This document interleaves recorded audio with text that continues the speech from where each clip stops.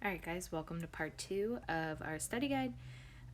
We are continuing our work. They ask us to find the value of x and then the measurements of each missing angle. So in this one, you can see that we only have one missing angle, which is angle A, and these two angles combined create a 90-degree angle. That's what that little box in the corner means.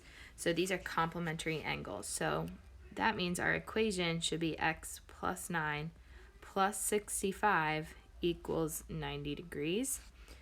When you do this, add or combine your like terms first. So x plus 74 equals 90.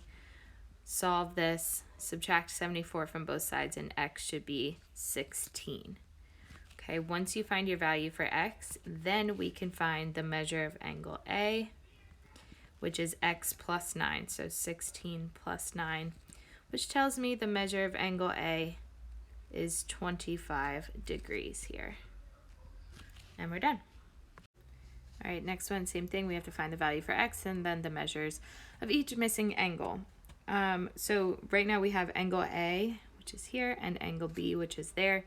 Those are vertical angles. So remember, vertical angles are equal, which means in order to solve for x, we can do 3x plus 20 is equal to 10x minus 15. To solve this, you have to get all of your x's on one side, all of your numbers on the other. I'm going to subtract 3x from both sides, which will give me 20 equals 7x minus 15. Add 15 to both sides. You get 35 equals 7x. Divide by 7. Divide by 7. 35 divided by 7 is 5. So x is going to equal 5. Now, what's great about vertical angles here, we only have to solve for one of them because we know the angle measurement is going to be the same. So let's just choose, I'm going to choose measure of angle A. You could have done B. That's going to be 3 times my x, which is 5, plus 20. 3 times 5 is 15. 15 plus 20 is 35. So the measure of angle A is 35 degrees. Remember, these are vertical angles, so we know the measure of angle B also has to be 35 degrees. You could solve it by plugging in your x value if you really wanted to. Okay, next one, we have complementary angles here, so they need to equal 90 degrees. So 4x minus 2 plus x minus 12. Those two angles combined have to equal 90. Combine like terms first. So 4x plus x is 5x. Negative 2 minus 12 more is negative 14. So when you solve this, you're going to actually add 14 to both sides. You get 5x equals 104. Divide by 5, divide by 5, you get x equals 20.8. So x equals 20.8. Now we need to solve for measure of angle A and measure of angle B. Off to the side, measure of angle A was 4 times our x, which is 20.8, minus 2. You should get the measure of angle A. When you multiply, you get 83.2. Subtract your 2, so the measure of angle A is 81.2 degrees. 81.2 degrees. Now, two different ways you can find the measure of angle B. You can use what they give you in that measure angle. So measure of angle B is going to be x, 20.8, minus 12. So the measure of angle B is 8.8. Another way you could have done it is taken your 90 degrees and subtracted 81.2. You would get 8.8 as well. All right, next two are vertical angles. Vertical angles are equal, so 2x plus 1 equals 62. Solve this, subtract 1 on both sides, you get 2x equals 61. Divide by 2, x is going to give you 30.5. You only have one missing angle here, so we'll just plug it in. Measure of angle A is 2 times your x, 30.5, plus 1. So measure of angle A, 2 times 30.5 is 61, plus 1, measure of angle A is 62. Now, we really didn't even need to solve that because remember, vertical angles are equal, so the measure of angle A had to be 62 degrees because its vertical angle was 62 as well. All right, next one, find the measure of x, find the value of x, then the measurement of angle A. So we have a triangle. Remember, all 3 angles inside of a triangle add up to be 180 degrees. Combine like terms first. So we have 5x and then 95 equals 180. Subtract 95 from both sides, you should get 5x equals 85. Divide by 5 on both sides, you should get x equals 17. Next, they ask for the measure of angle A. So the measure of angle A was 3 times our x, which is 17, plus 6. Measure of angle A would be 51 plus 6. So the measure of angle A is 57 degrees. If 2 sides of a triangle are 6 centimeters and 14 centimeters, what does the third side have to be between? Write your answer as a double inequality. So remember, you take the 2 numbers they give you, add them together, and subtract them to get your 2 numbers that will fill in your double inequality.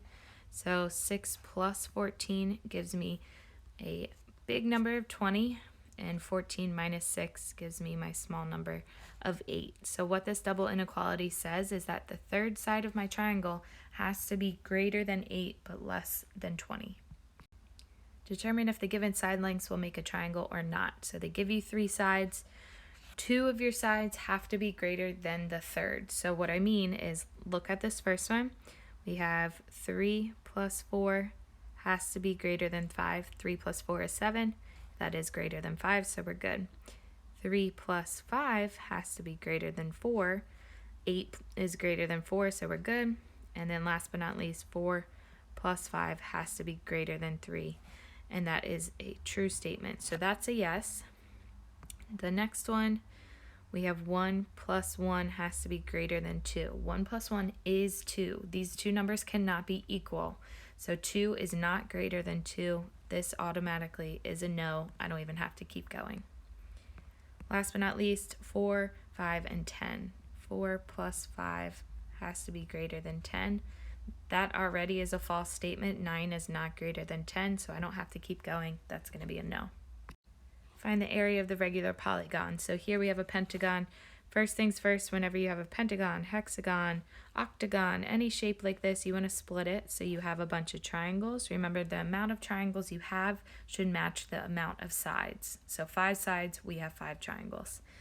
The goal is to find the area of just one of these triangles to start. So they give us a base, and then they give us our height right on that inside is 5.5. So area of a triangle is base times height divided by 2. So we need to do that multiplication and then division. Should get 22 for the area of just one triangle. Now you take that area and multiply it by the total number of triangles you have, which is 5. We should get a total area for this polygon of 110 inches squared. All right, find the area of the polygon below. So here's a funky looking shape going on right now. There are a bunch of different ways you could split this. I'm going to choose to split it so I have a little shape A at the bottom there, a bigger rectangle here, and a smaller rectangle there. Remember, you always want to split it so you're working with rectangles and triangles. In this case, no triangles needed. So shape A was 2.5 by 2. 2.5 times 2 would give you an area of just shape A of 5 centimeters squared. Shape B, a little bit trickier. I see the 5.5 on my long side here, but the height of mine, shape B, is not 3.4, so be careful on that. We only want a portion of that side length. The whole side is 3.4, but we also know that this little part right there is 2 centimeters. So the base of shape B is actually only going to be 1.4. So I took that 3.4, subtracted 2 centimeters, and I was left with 1.4. When you do that multiplication, you should get 7.7 centimeters squared. Shape C, very simple, it's just a 3 by 1. 3 times 1 is only 3 centimeters squared. Final step here is add your 3 numbers. So 5 plus 7.7 plus 3. You should get 15.7 centimeters squared for the area of this polygon. All right, next one, remember we want to work with rectangles and triangles, so I'm going to split this to a shape A and shape B. Shape A is a rectangle. We have our 5 by 4 for our dimensions, so that means the area of shape A is 20 meters squared. Shape B is a little bit trickier. That 5 is actually your slant height, so you want nothing to do with it. The height of shape B is the same as shape A, so it's going to be 4. Now let's talk about the base. The base is not 8. We only want this little part right there. We know the base of shape A was 5, and we know the whole length on the bottom was 8. So the base of shape B is just going to be 3. Now it is a triangle, so we need to do base times height divided by 2. 12 divided by 2 will give me 6 meters squared. Final step, add your 2 areas to get a total of 26 meters squared. All right, this next one, find the area of just the shaded region. So notice we have 2 rectangles here. We have one big one on the outside and then one small one that is not shaded in on the inside. So I still want to label a shape A and a shape B, but instead of adding our 2 areas together, we're actually going to subtract. So shape A is my big rectangle on the outside. That's my 16 by 32.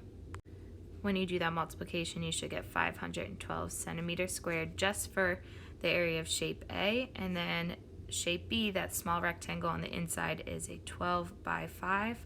12 times 5 is 60 centimeters squared. And again, we're only trying to find the area of all of this shaded in region, so we need to subtract out what's not shaded in. So we'll take our 512, subtract 60, and get 452 centimeters squared for the area of my shaded region.